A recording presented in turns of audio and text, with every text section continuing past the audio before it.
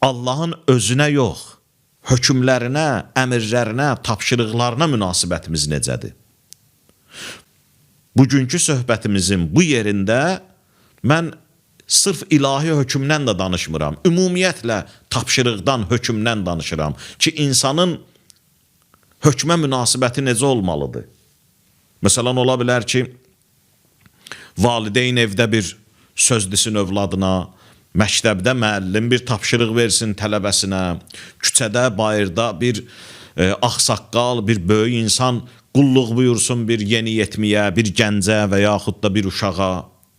Ümumiyyətlə, cəmiyyətdə insanların tapşırığa, hökmə bir böyük tərəfdən, müəllim tərəfdən, valideyn tərəfdən, ağsaqqal tərəfdən tapşırıq gələndə onu necə qarşılayır? Onu necə qarşılamaq çox mühüm bir mövzudur. İlahi hökmlərin ləzzəti mövzusunda bunun xüsusi bir yeri var. Bax, bu incə nöqtənin ki, ərz eləyirəm.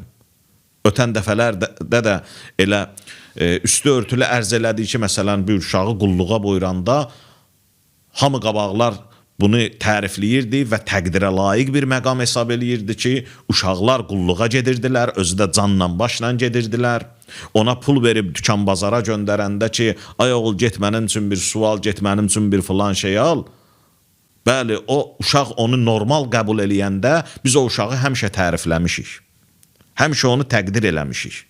Ümumiyyətlə biz nəinki uşağıya, sözə qulaq asan, sözə əhəmiyyət verib, əməl etməyə hazır olan insanı həmişə ağıl təqdir edib, tərif edib, deyib yaxşı insandır o insan. Ümumiyyətlə yaxşı insan deyəndə hansı insan nəzərdə tutulur? İnsanın yaxşılığı nə ilə ölçülür? Məsələn, biz deyirik də filan kəs yaxşı adamdır. O yaxşı adamdır nə ilə ölçülür? Deyir, bax onun göstərişə olan münasibətinə.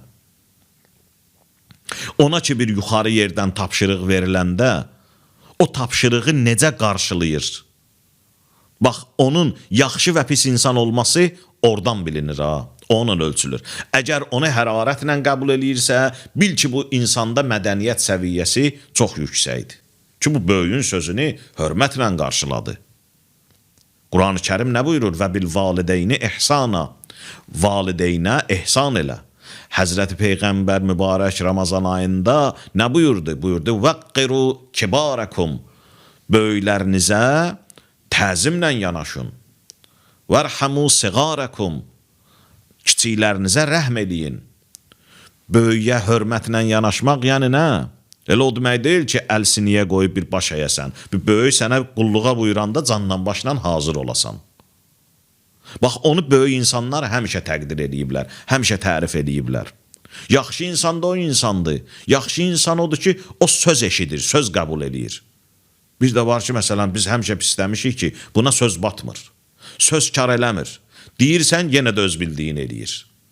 Bax, bu cəmiyyətdə dəyər sayıla biləcək bir məsələdir. Tapşırığa münasibət, isti münasibət, hərarətlə onu qarşılamaq.